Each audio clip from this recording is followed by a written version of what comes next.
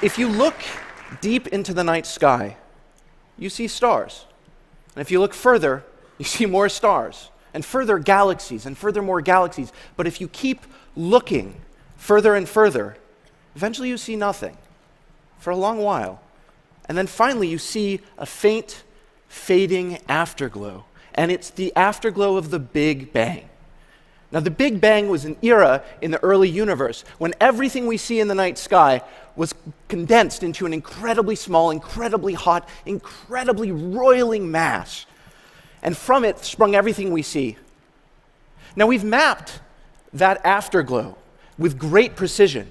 And when I say we, I mean people who aren't me. We've mapped the afterglow with spectacular precision, and one of the shocks about it is that it's almost completely uniform. 14 billion light years that way, and 14 billion light years that way, it's the same temperature. Now, it's been 13 billion years since that Big Bang, and so it's got faint and cold. It's now 2.7 degrees.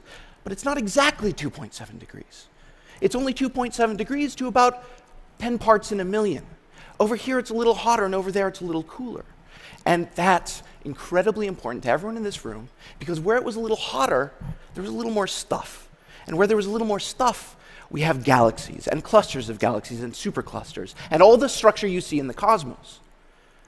And those small little inhomogeneities, 20 parts in a million, those were formed by quantum mechanical wiggles in that early universe that were stretched across the size of the entire cosmos. That is spectacular. And that's not what they found on Monday. What they found on Monday is cooler.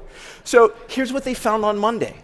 Imagine you take you take a bell and you whack the bell with a hammer. What happens? It rings. But if you wait, that ringing fades and fades and fades until you don't notice it anymore. Now, that early universe was incredibly dense, like a metal, way denser.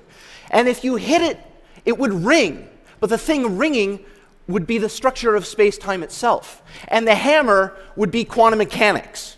What they found on Monday was evidence of the ringing of the space-time of the early universe, what we call gravitational waves from the fundamental era. And here's how they found it. Those waves have long since faded. If you go for a walk, you don't wiggle. Those gravitational waves in the structure of space are totally invisible for all practical purposes. But early on, when the universe was making that last afterglow, the gravitational waves put little twists in the structure of the light that we see. So by looking at the night sky deeper and deeper, in fact, these guys spent 3 years on the South Pole looking straight up through the coldest, clearest, cleanest air they possibly could find, looking deep into the night sky and studying that glow and looking for the faint twists, which are the signal of gravitational waves, the ringing of the early universe. And on Monday, they announced that they had found it. And the thing that's so spectacular about that, to me, is not just the ringing, though that is awesome. The thing that's totally amazing, the reason I'm on this stage, is because what that tells us is something deep about the early universe. It tells us that we, and everything we see around us, are basically one large bubble. And this is the idea of inflation. One large bubble surrounded by something else. This isn't conclusive evidence for inflation, but anything that isn't inflation that explains this will look the same. This is a theory, an idea that has been around for a while, and we never thought we'd really see it. For good reasons, we thought we'd never see killer evidence, and this is killer evidence. But the really crazy idea is that our bubble is just one bubble in a much larger, roiling pot of universal stuff. We're never going to see the stuff outside.